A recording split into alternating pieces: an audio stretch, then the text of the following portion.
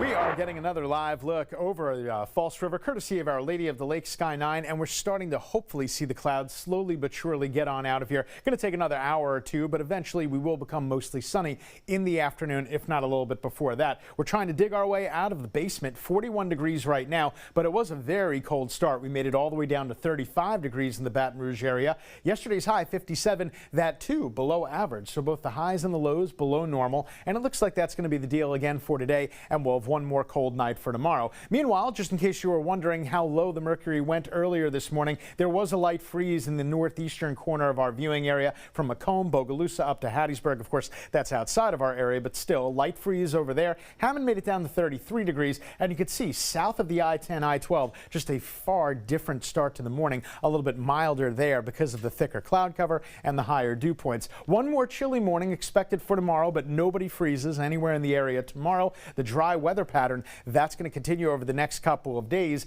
and then a warming trend. Yeah, hard to believe on this cold day, but yeah, starting tomorrow afternoon, we're going to start feeling the warmer temperatures. Meanwhile, any and all of these flickers of green on your screen not hitting the ground, even though it might look like it wants to rain out there. Not only are we not expecting any rain today, but ditto over the next couple of days. Ridge of high pressure sitting right on top of us with sinking motions in the atmosphere, and usually that's going to be associated with that dry weather. Not only that, but higher up in the atmosphere on our water vapor imagery, we could see that stripe of orange right there indicating the more dry and stable air, and with those lower dew points we're able to cool things down at night. So we're going to make our way from the 40s and work our way to the upper 50s for today. We're going with a target high temperature of around 59 degrees. Then for tonight into daybreak tomorrow, as I mentioned, I'm not expecting any freezes even up to the northern part of the viewing area, and we'll bottom out right around 40 degrees or so in and around the Baton Rouge area. So let's talk about that next chance of rain, because it is several days away, and it is in the form of this front, but looks can be a little bit deceiving. This front looks like it's going to bring rain down from the north.